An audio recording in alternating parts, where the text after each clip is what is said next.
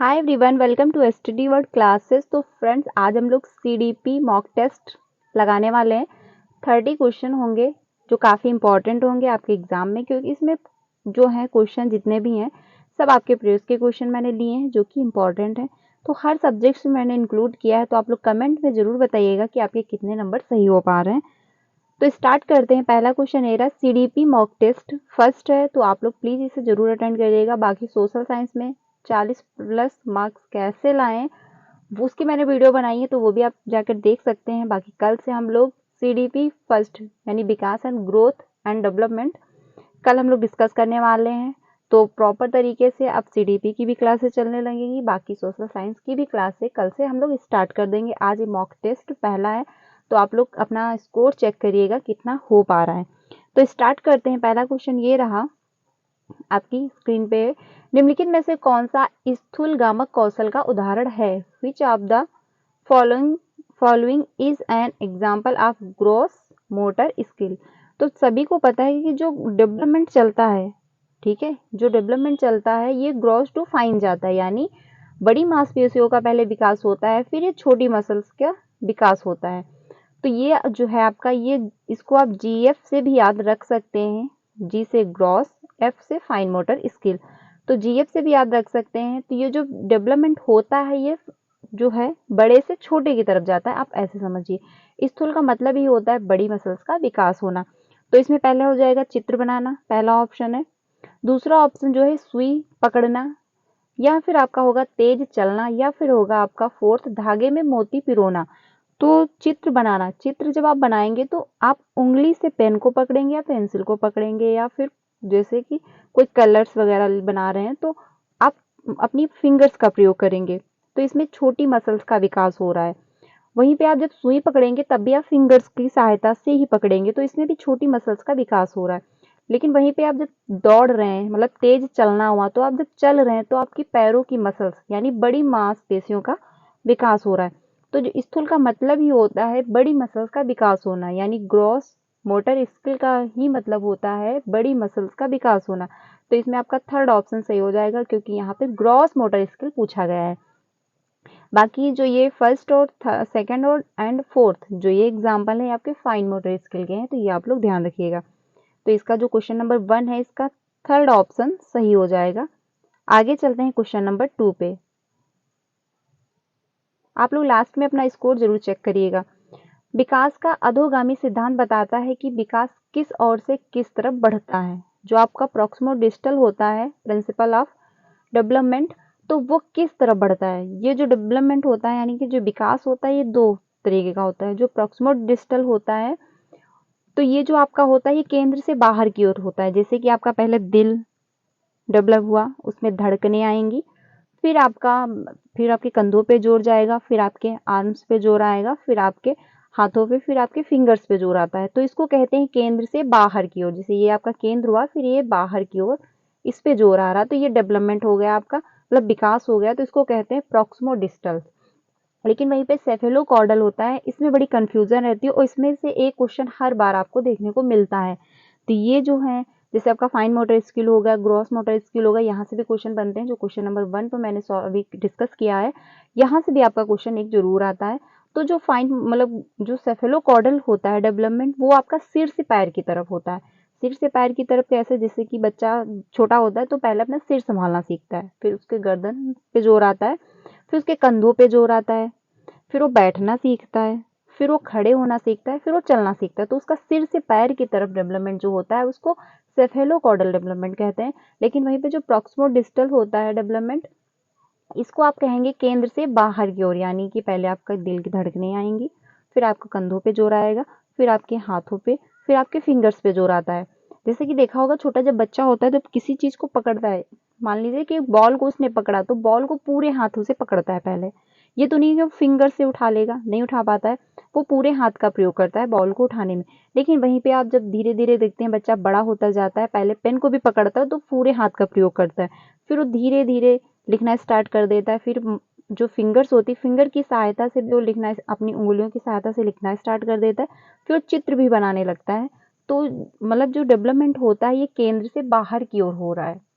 पहले उसके हाथ पे जोर आया, फिर बच्चों के फिंगर्स पे जोर आता है। तो इसीलिए कहते हैं इसका केंद्र से बाहर की ओर डेवलपमेंट होता है।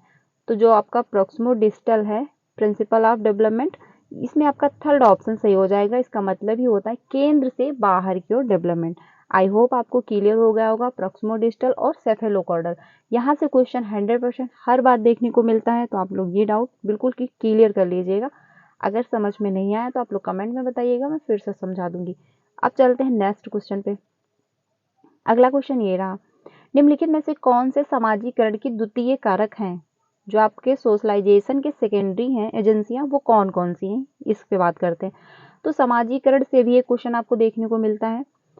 मैंने यहाँ पे सारे टॉपिक से क्वेश्चन इंक्लूड किया है, इसलिए मॉक टेस्ट फर्स्ट है, क्योंकि आप लोग देख लो, मतलब आप लोग चेक करिएगा कि आपका कितना स्कोर बन रहा है, कौन से टॉपिक आपके मजबूत हैं, कौन से टॉपिक पे ज़्यादा मेहनत करने की ज़रूरत है। बाकी कल से हम लोग प्रॉपर क्लास स्टार्ट कर देंगे, सीडीपी की भी एंड सोशल साइंस की भी। फिर हम लोग ऐसे ईवीएस, हिंदी, सारी सब्जेक्ट कवर कर लेंगे, क्योंकि अभी 3 महीने इनफ हैं आप लोगों के लिए। बात करते हैं समाजीकरण। समाजीकरण में जो द्वितीय कारक होता है और फर्स्ट कारक, प्रथम एजेंसी और सेकेंडरी एजेंसी। तो जो प्रथम एजेंसी होती है यानी फर्स्ट एजेंसी जो होती है, उसमें माता पिता आते हैं। यानी जब बच्चा जन्म लेता है सबसे पहले किसके संपर्क में आता है? तो अपनी माँ के संपर्क में आता है। फिर मतलब माता पिता, फिर भाई बहन, फिर दादा दादी, सबके परिवार में जितने भी सदस्य हैं पहले बच्चा उनके संपर्क में जाता है। ठीक है, उसके बाद वो आस पड़ोस मोहल्ले के मतलब बच्चे या फिर रिश्तेदार हुए, फिर वो स्कूल जाना स्टार्ट करता है, खेलना शुरू करता है। तो जो बच्चा मतलब पहली बार जिससे मिलता है वो उसके माता पिता हो जाते हैं, तो वो हो जाएगा उनका मतलब फर्स्ट एजेंसी। लेकिन उसके बाद जैसे बच्चा मोहल्ले में आस पड़ोस खेलना शुरू कर दिया, स्कूल जाना शुरू कर दिया, खेलना शुरू कर दिया प्ले ग्रुप में, तो वो आपका उसका हो जाता है सेकेंडरी एजेंसी। बात यहाँ पे सेकेंडरी एजेंसी की जा रही है, तो माता पिता हो जाएंगे आपके फर्स्ट एजेंसी। तो जहाँ पे आपका ऑप्शन ये दिख रहा है वो आप कट कर दीजिए, तो आपको आंसर आपका मिल जाएगा। तो ये यहाँ पे भी है, ये यहाँ पे भी है और ये यहाँ पे भी है।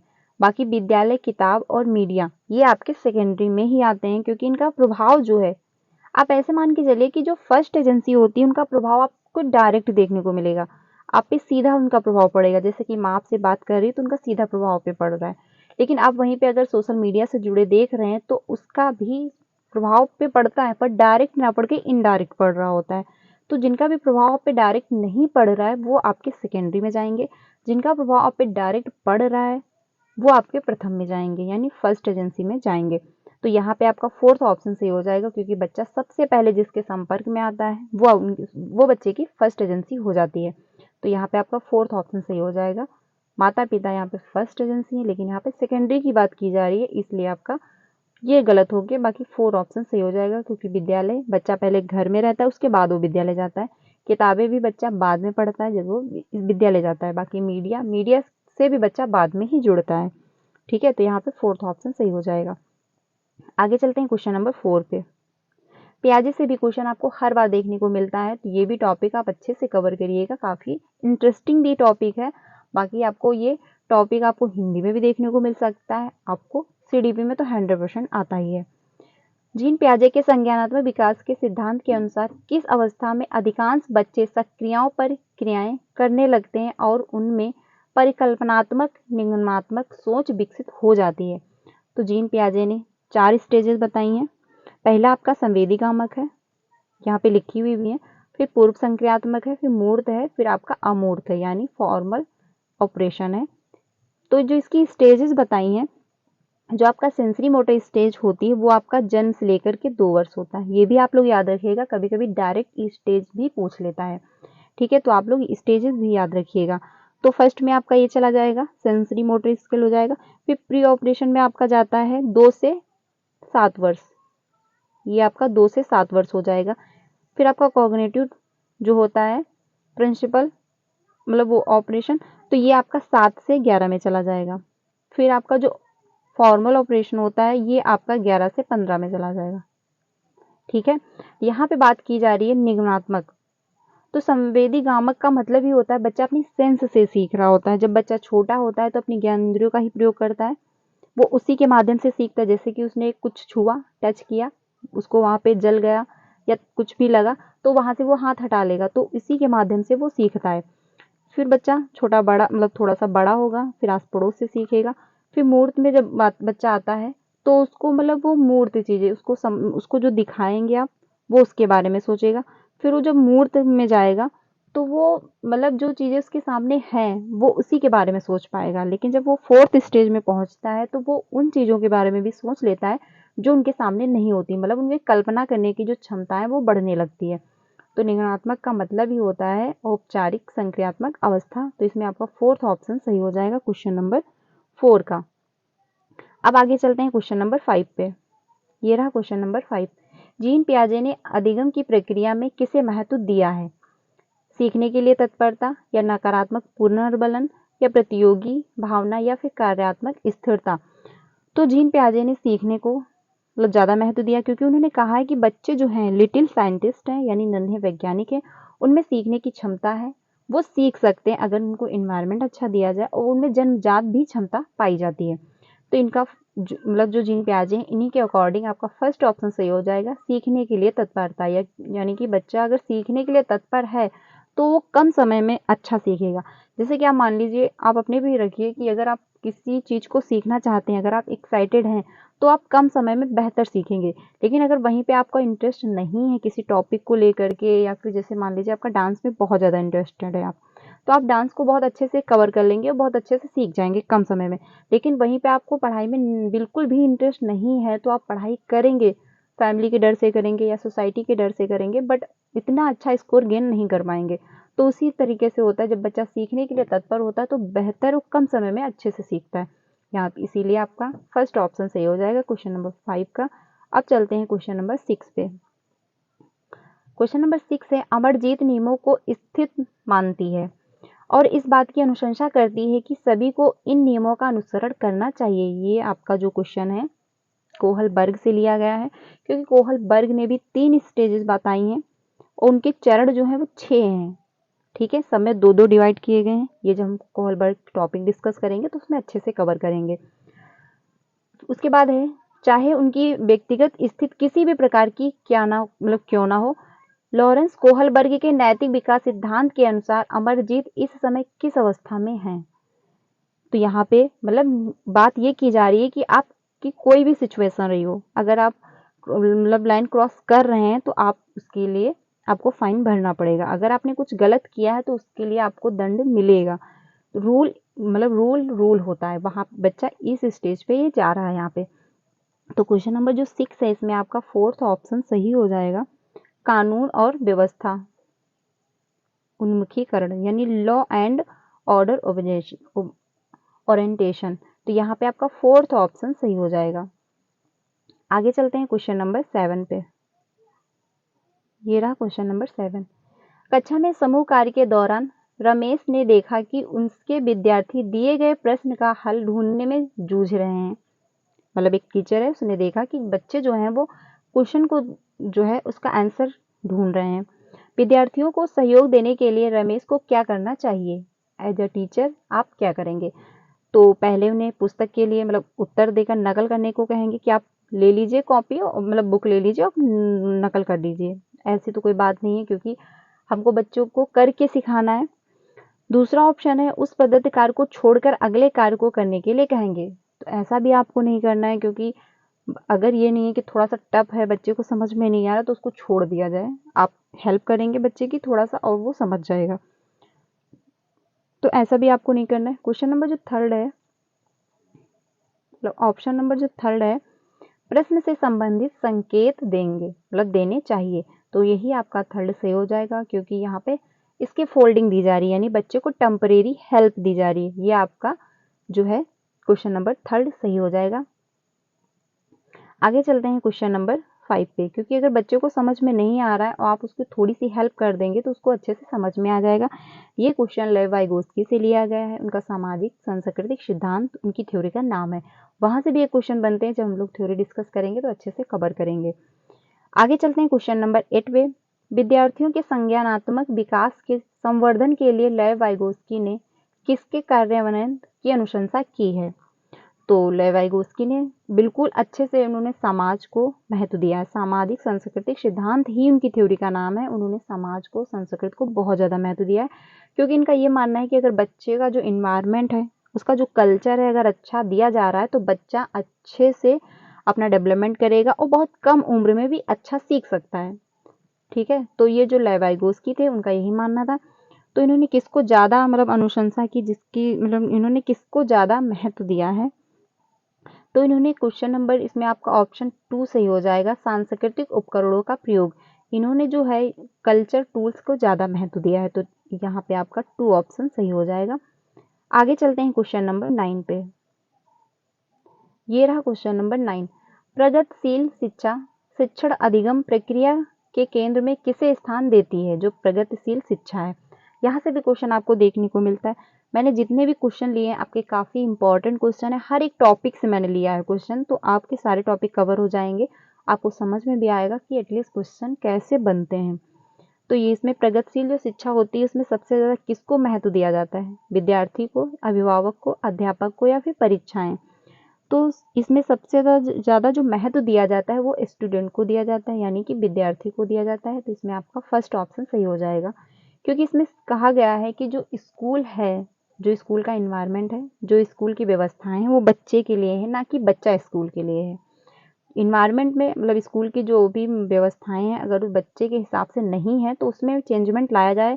ये नहीं है कि किसी बच्चे को चलने में समस्या आ रही है तो आप मतलब अगर आप क्लास फर्स्ट फ्लोर पे लगाए हैं तो आप ग्राउंड फ्लोर पे भी लगा सकते हैं, अगर बच्चे को चलने में समस्या आ रही है। ये नहीं कि आप बच्चे से कह देंगे कि आप अपने घर जाइए, ऐसा नहीं करना है। प्रगतिशील शिक्षा का ये मतलब ही यही है कि बच्चे को अहमियत ज़्यादा देनी है। तो यहाँ पे आपका फर्स्ट ऑप्शन सही हो जाएगा।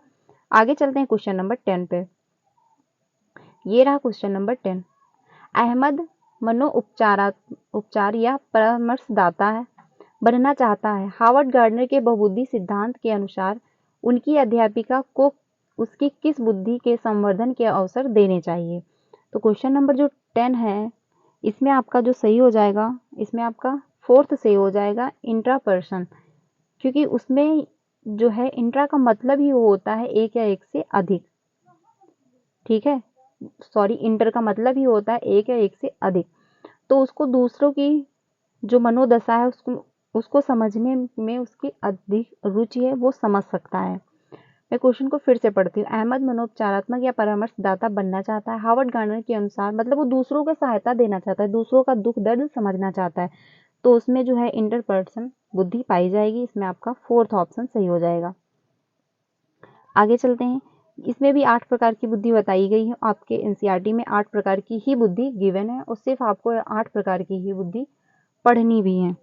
आगे चलते हैं क्वेश्चन नंबर 11 पे। सहयोगात्मक अधिगम का कार्यान्वयन करते समय अध्यापक को क्या करना चाहिए? जो है सहयोगात्मक शिक्षा, यानी बच्चे को ग्रुप में सिखाने की जब बात की जा रही है तो वहाँ पे अध्यापक को क्या करना चाहिए? तो पहला ऑप्शन, एक समान योग्यता आधारित समूह का निर्माण करना चाहिए, कि यानी बच्चे जितने इंटेलिजेंट बच्चे हैं वो सब एक में कर दिए जाएं, बाकी जिनको नहीं आता है वो एक में कर दिए जाएं। ऐसा आपको नहीं करना है, क्योंकि यहाँ पे सहयोग यानी सभी को एक साथ लेने की बात की जा रही है। कुछ ऑप्शन नंबर जो 2 है, विद्यार्थियों को केवल निर्धारित प्रक्रिया का अनुसरण करने का निर्देश दिया जाना चाहिए, यानी जो रूल है रूल सिर्फ रूल के ही अकॉर्डिंग चलना है। तो ऐसा भी नहीं करना है आपको। चर्चाओं और वाद विवाद के प्रयोग को प्रतिबंधित करना चाहिए, बिल्कुल भी नहीं, क्योंकि डिस्कशन से ही बच्चे और एक्टिव होते हैं और अच्छे से सीखते हैं। क्योंकि जब क्लासरूम में डिस्कशन होता है तो बहुत सारे ऐसे बच्चे होते हैं, कुछ बातें जो सामने वाला जानता होगा उससे बच्चा सीखेगा, बच्चा दूसरे बच्चे से सीखेगा, तो ऐसे करके एक दूसरे से बच्चे जब डिस्कशन होता है तो नॉलेज बिल्ड करते हैं और सीखते भी हैं। तो ऐसा भी आपको उस पर प्रतिबंध नहीं लगाना है। तो इसमें आपका ऑप्शन फोर्थ ही सही हो जाएगा। विविध शिक्षार्थियों के समूह बनाना, यानी हर तरीके से शिक्षार्थियों के समूह बनाइए और बच्चा ग्रुप में एक दूसरे की हेल्प करके सीखे। तो इसमें आपका फोर्थ ऑप्शन सही हो जाएगा। आगे चलते हैं क्वेश्चन नंबर 12 में। 12th है, कक्षा में क्रिकेट पर हो रही चर्चा में एक अध्यापक लड़कियों की अपेक्षा लड़कों को अधिक अवसर दे रहा है। ऐसा करके वह क्या कर रहा है? यानी जेंडर जो है, लिंग पक्षपात की यहाँ पे बात की जा रही है। यहाँ से भी आपको क्वेश्चन हर बार एक देखने को मिलता है, तो ये भी टॉपिक आपका काफ़ी इंपॉर्टेंट है। पहला ऑप्शन है रूढ़िबद्ध चुनौतियों को कम कर रहा है, तो ऐसा वो नहीं कर रहा क्योंकि वो लड़कियों को सपोर्ट नहीं कर रहा है, बल्कि लड़के को ज़्यादा सपोर्ट कर रहा है, क्योंकि क्रिकेट में ज़्यादातर यही माना जाता है कि लड़के खेलते हैं। तो ये भी आपका ऑप्शन गलत हो जाएगा। अगला है जेंडर पूर्वाग्रहों का पालन कर रहा है। बिल्कुल सही बात है, क्योंकि वो जेंडर जो यानी पूर्व परंपराएं चली आ रही हैं कि लड़कियां घर का काम करेंगी, लड़के बाहर का काम करेंगे, उसी को फॉलो कर रहा है, उसमें कोई चेंजमेंट नहीं ला रहा है, क्योंकि क्रिकेट लड़कों के लिए ज़्यादा मतलब रहता है कि लड़के खेलेंगे क्रिकेट, तो उसी को वो महत्व दे रहा है। तो इसमें आपका 2 ऑप्शन सही हो जाएगा। आगे चलते हैं क्वेश्चन नंबर 30 पे। 13 है, विविध पृष्ठभूमि से आए शिक्षार्थियों वाली कक्षा में अध्यापक को क्या करना चाहिए? यानी अलग अलग कल्चर से जो मतलब वो छात्र आते हैं, तो ऐसे क्लासरूम में जो एक शिक्षक होता है उसको क्या करना चाहिए? तो पहला ऑप्शन है, परीक्षा में उनके निष्पादन के आधार पर विद्यार्थियों के समूह बनाने चाहिए, या फिर आपका होगा सभी को सफलता की अपेक्षा करनी एवं बनाए रखनी चाहिए। तो यही आपका 2 ऑप्शन सही होगा, क्योंकि शिक्षा एज अ टीचर के रूप में आपके लिए सभी बच्चे समान हैं। अगर कोई बच्चा पढ़ने में थोड़ा वीक है तो आप उससे भी उम्मीद करेंगे, उसको भी प्रोत्साहित करेंगे कि आप बेहतर कर सकते हो। अगर कोई बच्चा बहुत अच्छा है सीखने में, वो कम समय में अच्छा सीख रहा है, अच्छा परफॉर्म कर रहा है, तो आप उससे भी उम्मीद करोगे कि आप बेस्ट करें, क्योंकि आपके लिए सभी बच्चे बराबर हैं। तो इसमें आपका 2 ऑप्शन सही हो जाएगा, क्योंकि हर बच्चे अपने अपने कल्चर से कुछ ना कुछ लेके आते हैं और सभी बच्चे समान होते हैं। आगे चलते हैं क्वेश्चन नंबर 14 पे। रचनात्मक आकलन कब किया जाता है? जो आपका है फॉर्मेटिव असेसमेंट जो है वो कब किया जाता है? तो केवल सत्र के आरंभ में। तो ऐसी तो कोई बात नहीं कि क्लास स्टार्ट हुई है, मतलब सत्र स्टार्ट हुआ है, एडमिशन ओपन हुए हैं, उसके पहले ही आप रचनात्मक कर लेंगे, उसके बाद पूरा साल ऐसे ही पढ़ाई करनी है, तो ये भी आपका कोई पॉइंट नहीं बना।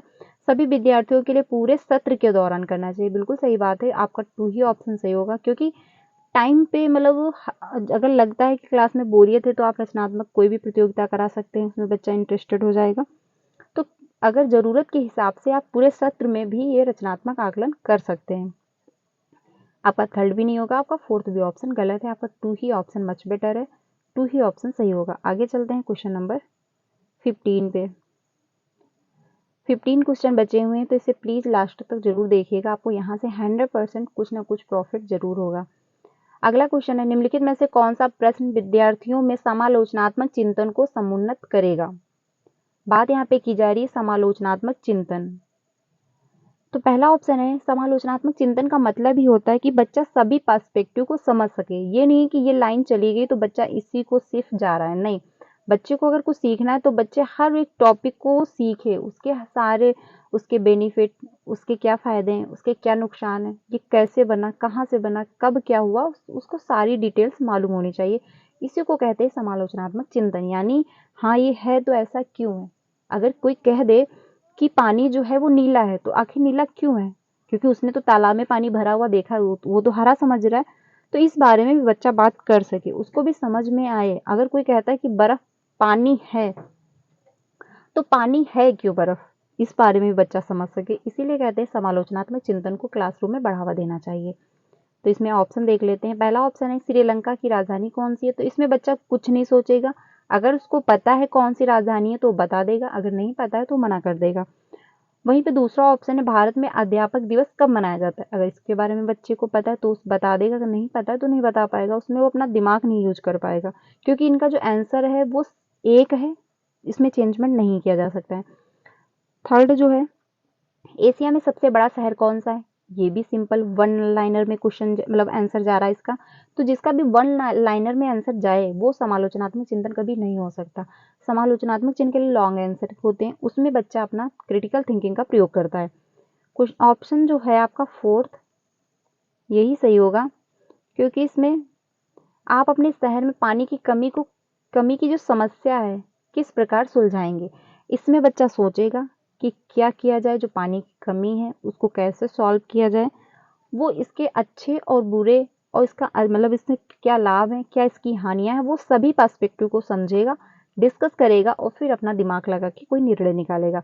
तो इसमें बच्चा अपना दिमाग जो है क्रिटिकल थिंकिंग का प्रयोग करेगा। अगर एक क्लासरूम में मान लीजिए 30 बच्चे हैं, तो अगर आप 30 बच्चों से पूछोगे कि अपने अपने क्षेत्र में जो पानी की समस्या को कैसे सॉल्व करेंगे, तो हर बच्चे की राय अलग अलग होगी।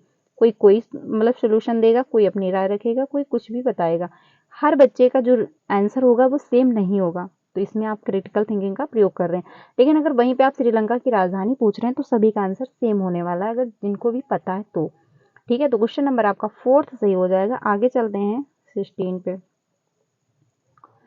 समावेशन की अवधारणा हेतु किसकी आवश्यकता है? तो क्वेश्चन नंबर जो आपका 16 है, इसमें आपका फर्स्ट सही हो जाएगा, विविधता और व्यक्तिगत भिन्नताओं के लिए सम्मान। समावेशन का मतलब ही होता है सबको इंक्लूड करना, चाहे बच्चा किसी भी कल्चर से हो, उसका कोई भी बैकग्राउंड रहा हो, अब वो अमीर है, गरीब है, देखने में कम सुंदर है या देखने में बहुत ज़्यादा अच्छा है, अट्रैक्टिव है, ये मैटर नहीं करता।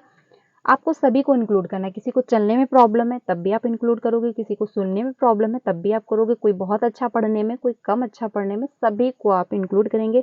जैसे कि धरती जो है वो सभी को एक साथ लेके चलती है, जो नेचर है वो सभी के लिए एक समान है, तो उसी प्रकार आपको सभी बच्चे को एक समान एक साथ लेके चलना है। समावेशन का मतलब ही होता है सबको एक साथ इंक्लूड करना। तो इसमें फर्स्ट ही ऑप्शन आपका सही हो जाएगा। आगे चलते हैं क्वेश्चन नंबर 17 पे। पठन वैफल्य किस क्षेत्र में प्रत्यक्ष रूप से चुनौती प्रस्तुत करता है? जो आपका डिस्लेक्सिया है, यानी वो किस क्षेत्र में चुनौती प्रस्तुत करता है? तो इसमें आपका 4th ऑप्शन सही हो जाएगा, क्योंकि लिखित विषय वस्तु के बोध में। पठन वैफल्य यानी डिस्लेक्सिया, जिसको पढ़ने और लिखने संबंधी प्रॉब्लम हो, लेकिन यहाँ मतलब दोनों हो सकती है, पढ़ने से भी हो सकती है और लिखने से भी हो सकती है। तो इसमें आपका 4th ऑप्शन सही हो जाएगा, क्योंकि भावनात्मक की कोई बात नहीं, शारीरिक भी या सामाजिक की ऐसी कोई बात नहीं की जा रही। डिस्लेक्सिया लिखित संबंधी विकार एक है, बच्चे को लिखने में प्रॉब्लम होती है, वो 9 को 6 लिख देगा, बी को डी लिख देगा और ऐसे पढ़ेगा भी, क्योंकि जब हम लिखेंगे गलत तो हम पढ़ेंगे भी गलत। आगे चलते हैं अगले क्वेश्चन पे। अगला क्वेश्चन ये रहा, स्वालीनता से ग्रस्त विद्यार्थी हालांकि कुछ क्षेत्रों में विभिन्न चुनौतियों का सामना करते हैं, लेकिन उनके पास डैश डैश का मजबूत पक्ष भी है। अध्यापक जिसका इस्तेमाल शिक्षण अधिगम प्रक्रिया में कर सकते हैं। तो इसमें आपका कौन सा ऑप्शन सही लग रहा है आपको? पहला ऑप्शन है सूक्ष्म विवरणों पर ध्यान दें, या फिर सामाजिक संप्रेषण, या फिर स्वयं को बड़े समूहों के सामने बिना हिचकिचाए व्यक्त करने को कहें, या फिर है दैनंदिनी में जल्दी जल्दी परिवर्तन के लिए प्रति सफलतापूर्वक सामंजस्य। तो इसमें आपका जो है ऑप्शन फर्स्ट सही हो जाएगा, सूक्ष्म विवरणों पर ध्यान दें, कि आखिर बच्चे को किस बात की समस्या आ रही है, छोटी छोटी बातों पे इसको ध्यान दें। ठीक है, तो इसमें आपका फर्स्ट ऑप्शन सही हो जाएगा। आगे चलते हैं, अगला क्वेश्चन ये रहा,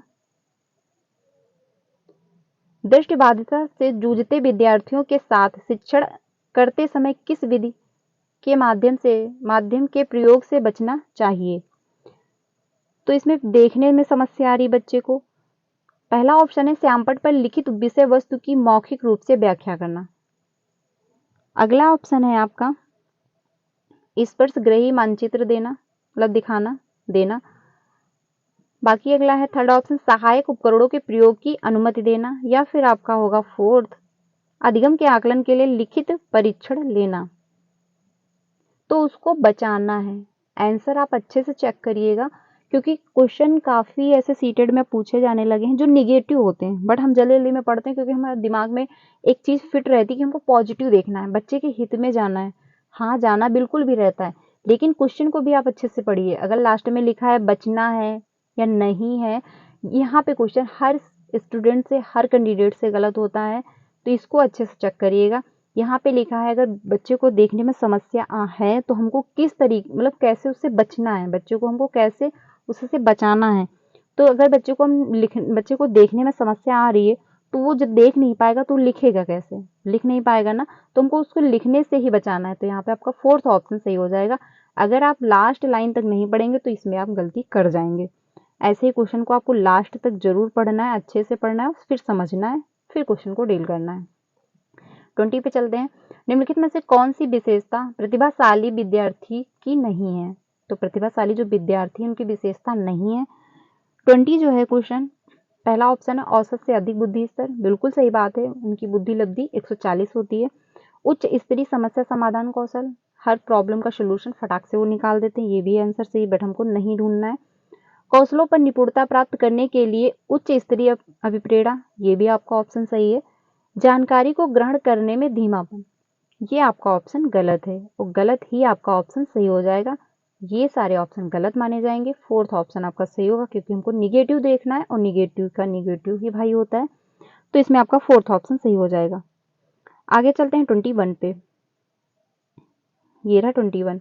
एक अध्यापक को विद्यार्थियों को योग्यता के डैश डैश परिप्रेक्ष्य और अधिगम को डैश डैश प्रक्रिया मानने के लिए प्रोत्साहित करना चाहिए। तो क्वेश्चन नंबर 21 जो है इसका फर्स्ट ऑप्शन सही हो जाएगा, बुद्धिबोधक एक सक्रिय। यहाँ पे आप फर्स्ट में आपका ये ऑप्शन भरना है, सेकंड में आपका एक सक्रिय एंड एक्टिव भरना है, तो इसमें आपका फर्स्ट ऑप्शन सही हो जाएगा। आगे चलते हैं क्वेश्चन नंबर 22 पे। ये रहा 22।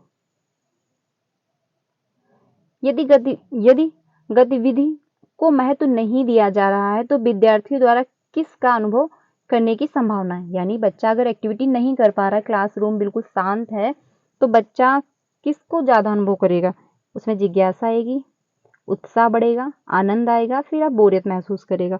तो 22 का जो है ऑप्शन फोर्थ सही होगा। अगर बच्चा क्लासरूम में इंटरेस्टिंग नहीं बन पा रही है, अगर टीचर कोई आया और लेक्चर दे के चला गया है तो बच्चा बोरियत महसूस करेगा। अगर वो इंटरेस्टिंग वे में पढ़ा रहा है तो बच्चा खुश भी होगा और सीखेगा भी अच्छे से, उसमें जिज्ञासा भी होगी, उत्साह भी होगा और आनंद भी होगा, तो और अच्छे से सीखेगा। लेकिन अगर ऐसी क्लासरूम होगी तो उसमें बोरियत ही महसूस होगी, तो इसमें आपका फोर्थ ऑप्शन सही हो जाएगा। आगे चलते हैं क्वेश्चन नंबर 23 पे। ये रहा 23। स्कूल अध्यापिका टीचर अपने विद्यार्थियों में अवधारणात्मक समझ को समुन्नत करना चाहती है, इसके लिए उसे क्या करना चाहिए। तो क्वेश्चन नंबर जो 23 है आपका, पहला ऑप्शन है विद्यार्थियों को प्रश्नों का समाधान निर्धारित रूप से करने के लिए कहना चाहिए, या फिर आपका सेकंड होगा प्रक्रियात्मक ज्ञान और अधिक संज्ञानात्मक कौशल पर ध्यान देना चाहिए। तो क्वेश्चन नंबर जो 23 है इसमें आपका सेकंड ही ऑप्शन सही हो जाएगा। आगे चलते हैं 24 पे। ये रहा 24। निम्नलिखित में से कौन सी सामाजिक संरचनावाद की कक्षा की विशेषता है। सामाजिक रचनावाद कक्षा की विशेषता है। तो क्वेश्चन नंबर जो 24 है, पहला ऑप्शन है इसका, अध्यापक द्वारा विद्यार्थियों में प्रतियोगिता उन्मुख दृष्टिकोण का विकास करना, अन्वेषण संबंधी अधिगम लिए अनुकूलित परिवेश।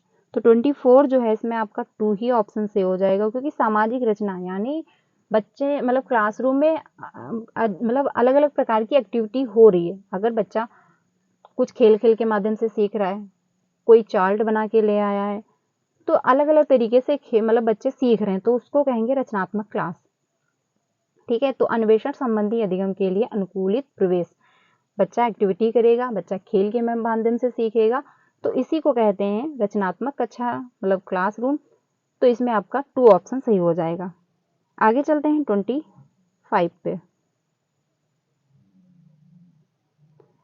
विद्यार्थी कक्षा में अधिगम की प्रक्रिया में अधिक सक्रिय और सहभागी बना महसूस करते हैं, यदि कक्षा का परिवेश समुन्नत करता है तो इसमें पहला ऑप्शन है आपका 25 जो है, अवधारणाओं के बारे में जिज्ञासा, अपने विचार पर विमर्श चिंतन, या फिर अध्यापक का निष्क्रिय अनुसरण। तो अगर बच्चा है, टीचर आया, अगर वो कुछ भी बोल गया और बच्चे ने वैसे अनुकरण कर लिया, तो बच्चे ने अपना कोई दिमाग तो लगाया नहीं, बच्चा निष्क्रिय रूप से, वो जैसे कि एक डब्बा है, टीचर आया इसमें भर दिया, तो बच्चे ने तो कोई एक्टिविटी नहीं की, बच्चे ने तो बस सुन लिया और जितना उसको समझ में आया उसने ग्रहण कर लिया, बस हो गई क्लास।